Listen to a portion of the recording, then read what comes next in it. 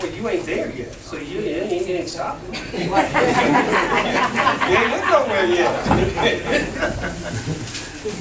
You roll into a situation. You're going to ask yourself the question. What is it? Which comes from clarification. Remember the 14-year-old girl? Yeah. Remember pulling her aside? Yeah. What are we trying to establish? What? What?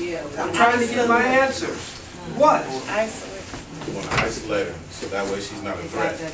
Before the isolation, I'm trying to get the answer. What? What we're up against. So you qualify her. Qualify her. Qualify the situation. Qualify the situation. She's a part of the situation. Then my win, this doesn't have to be in this exact order, but you got to ask all these questions. Where's my threat? Hell, in that situation was all over the place. And see, that might determine your ability to deal with it. Man, I've got 5 threats that are all over the place. I know where they are, but then the win. When is the threat going to possibly happen? Well, probably when I go in there. If I'm going to go in there, then that's probably when all hell breaks out. Or when the son goes in there looking for the father, sees the mother on the ground, sees the baby, if there is a baby. You see where I'm not? You see the thinking process has got to be employed. Right. Okay, how? How will the engagement occur? How am I going to do what I'm doing, and how are they going to come at me? Then once you've got your percentage, then you go to stop. As you move forward, as you proceed to approach the situation,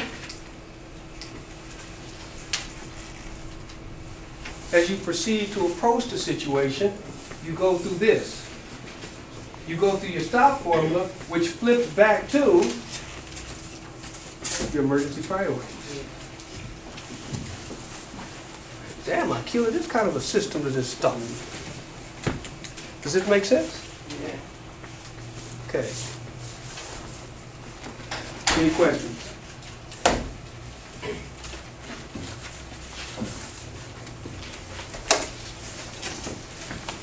No? Well, you guys are the most absorbing individual. I'm really way on the moon somewhere. Yeah, we got it. You guys got it? I mean, I got it. Talk to me. We need some clarification.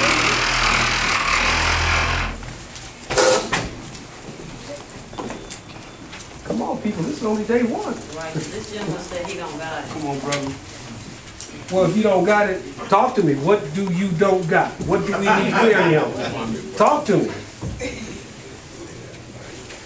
See, if you say nothing, people, I'm assuming you got it, and you're going to see as class moves on, we moving. This ain't storytelling. Stand up for us, brother.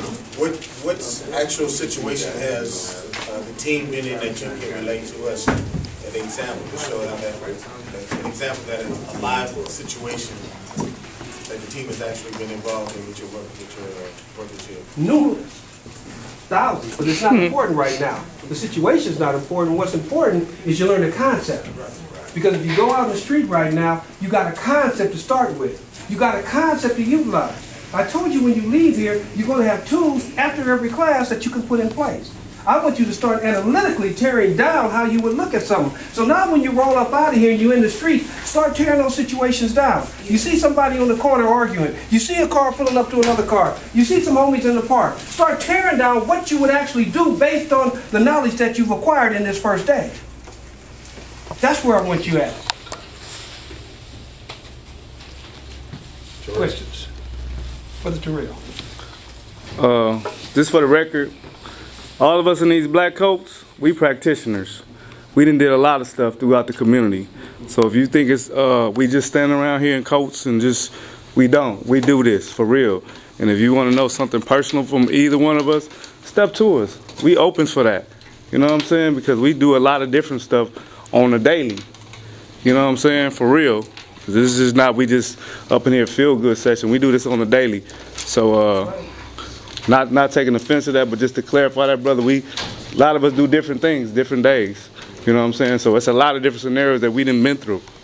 If I can give you one, Brother T. Rogers, we had a blood funeral in the Hoover, and to get the situation under control, we were called out. And what we did, we set up certain little areas to where we would post.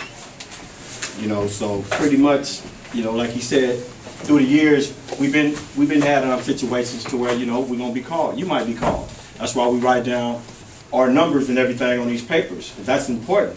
We are a family now. At least that's what we're trying to create with y'all and get that understanding to where communication is gonna save a whole lot of lives. Because at the end of the day, you got funerals, you got different stuff that go on, and a funeral from this hood might be in this hood. And that was the situation that happened with that situation. And we made sure that there was, they had a clear path, for their funeral in the Hoovers, you know what I mean? So that's what we did there. Just to add to what you said, I think prime example is what the sister just said. We just gave the coldest example ever. That she just had a situation in the Gracie hood, and the brother just came over and diffused the situation. Don't get no realistic than that. Okay, we got some paperwork to give you guys. Before we do that,